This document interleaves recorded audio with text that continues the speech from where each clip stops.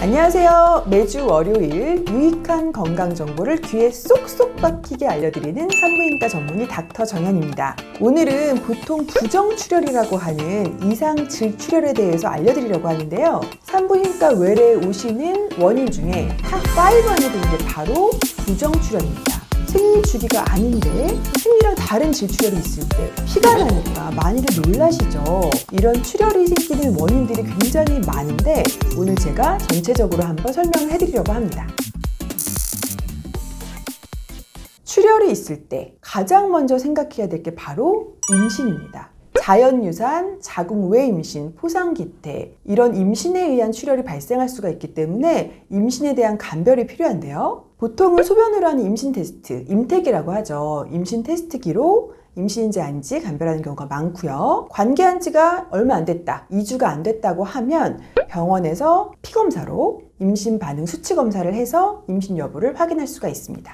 두 번째는 호르몬의 영향입니다. 우리의 생리 주기는 여성 호르몬의 주기적인 변화에 의해서 조절이 되는데요. 이런 호르몬이 외부에서 영향을 받아서 호르몬의 변화가 생겼을 때 출혈이 발생할 수가 있습니다. 극심한 스트레스나 환경의 변화, 체중 변화 등이 있을 때 생길 수도 있고요. 직접적으로는 경구피임약, 응급피임약, 호르몬을 함유한 자궁 내 장치 등에 의해서 출혈이 발생할 수가 있습니다. 또 내분비 질환을 꼽을 수가 있는데요. 갑상선에 이상이 있거나 다낭성 난소 증후군이 있을 때도 이상 질출혈이 발생할 수가 있죠. 그리고 또 하나, 요즘에 굉장히 많은 원인 중에 하나인데요. 이거 모르셨을 거예요. 요즘 미용의원에서 많이 하는 건데 윤곽주사라고 있더라고요. 얼굴의 윤곽을 살려준다는 윤곽주사, 그리고 살을 빼준다는 지방 분해주사, 이런 걸 맞았을 때 출혈이 굉장히 잘 생깁니다. 부정출혈의 아주 주된 원인이 될 수가 있어요. 이런 주사에 스테로이드가 들어있기 때문에 이 스테로이드가 여성 호르몬에 영향을 줄 수가 있는 겁니다.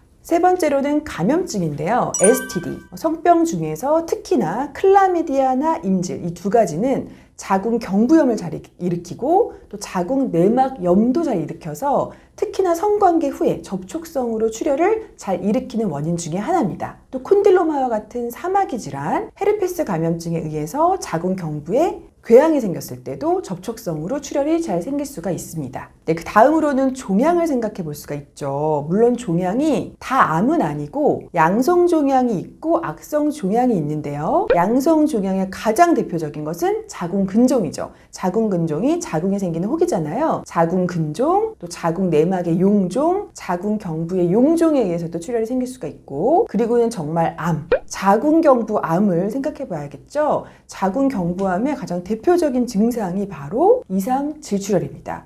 출혈이 있을 때 자궁 경부암, 자궁 내막암, 또 자궁 내막암의 전 단계인 자궁 내막 증식증을 생각해 봐야 합니다. 마지막으로 흔하지는 않지만 혈소판 감소증, 이런 혈액 질환에 의해서도 출혈이 발생할 수가 있습니다. 생리가 아닌데 발생하는 부정출혈의 원인에 대해서 설명해드렸는데 어때요? 굉장히 많죠? 이렇게 부정출혈의 원인이 다양하기 때문에 부정출혈로 병원에 오시면 많은 검사를 받게 됩니다. 이 검사가 꼭 병원의 수익을 위해서 필요하다 이런 게 아니라 부정출혈의 원인이 다양해서 정확한 진단을 위해서 다 필요한 검사예요. 초음파 검사로 자궁 난소 난관에 혹이 있는지 봐야 하는 거고, 자궁 경부암 검사와 자궁 경부 확대경 검사, 인유두종 바이러스 검사로 자궁 경부에 세포 변화가 없는지 확인을 해야 하는 거고, 또 STD 검사와 질염 검사로 질내 감염증, 자궁 경부에 감염증은 없는지 보아야 하는 거고요. 또 호르몬의 이상이 없는지 호르몬 검사가 필요할 수도 있고, 혈액 질환의 이상이 없는지 혈액 검사가 필요할 수도 있는 겁니다. 네, 오늘은 부정출혈의 원인에 대해서 설명을 해드렸어요.